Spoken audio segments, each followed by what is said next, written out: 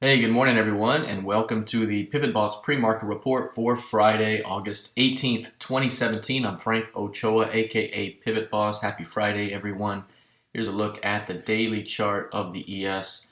We got a major sell-off the previous session. Price broke back below 59s here, broke two-day range, lows to the downside. Did not hold up at 57s, and from there it was just a straight on continuation throughout the day until new lows were seen below 24.30, below that key range low here.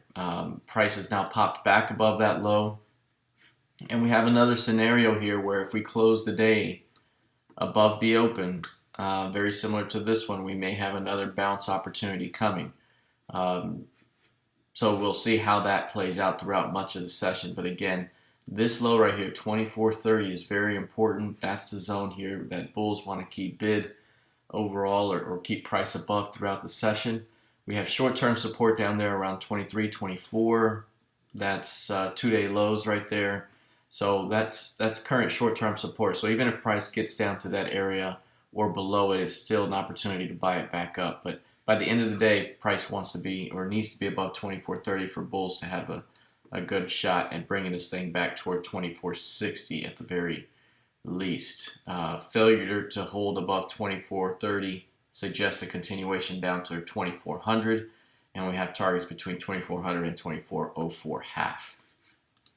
All right, let's take a look here at the intraday time frame for a moment. On an intraday basis, again, you'll see here the multiple day lows, two-day lows here, yesterday's low, pre-market lows. So you have a nice clear shot of support here around 24.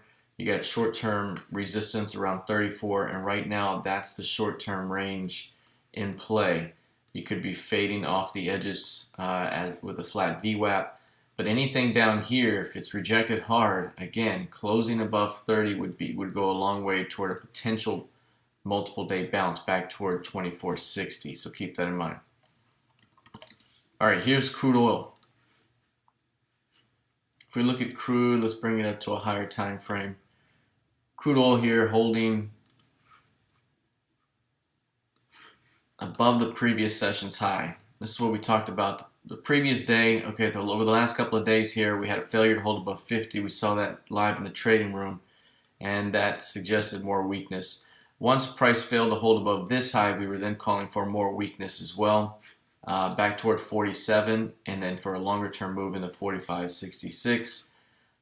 Here was a failed new high at 48s, which we were looking for as well, led to another nice move.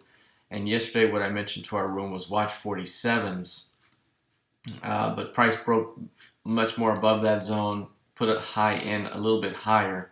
And right now we're watching if there's any failure to hold above this high, there could be another failed new high that leads to a 1 or 2 day move into 45.66. So again, we might even bounce a little bit higher into 47.65.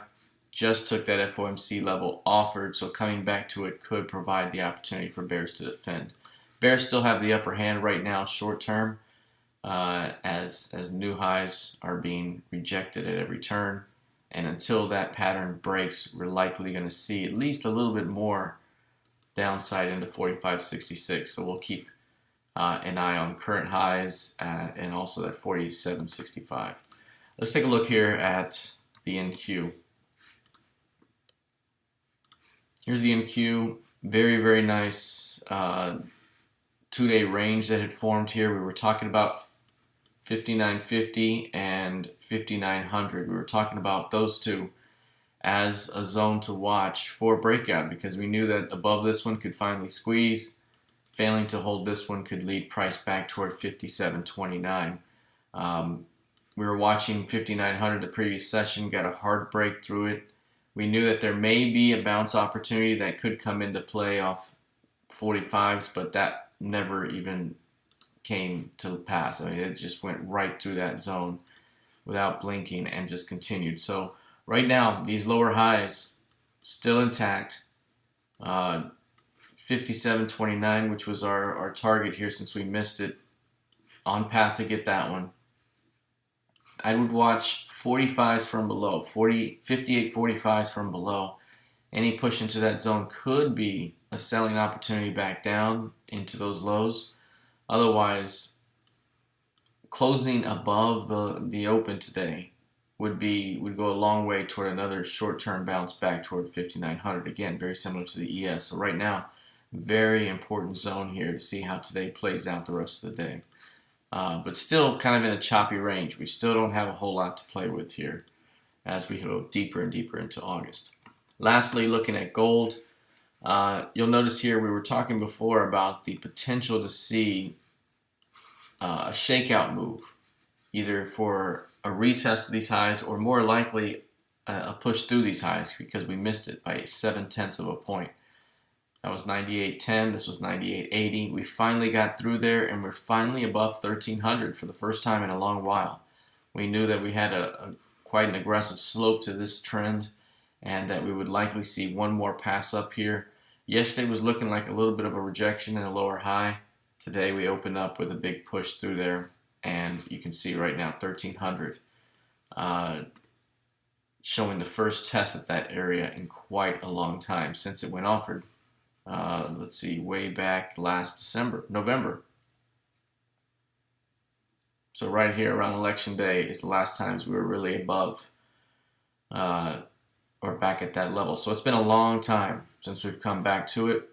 Now we have to see how does price respond above this level, because if we start to see rejection again, we have something to play off of for a move back toward 1250. So still watching for signs of rejection up here as this thing goes into 1300 for the first time.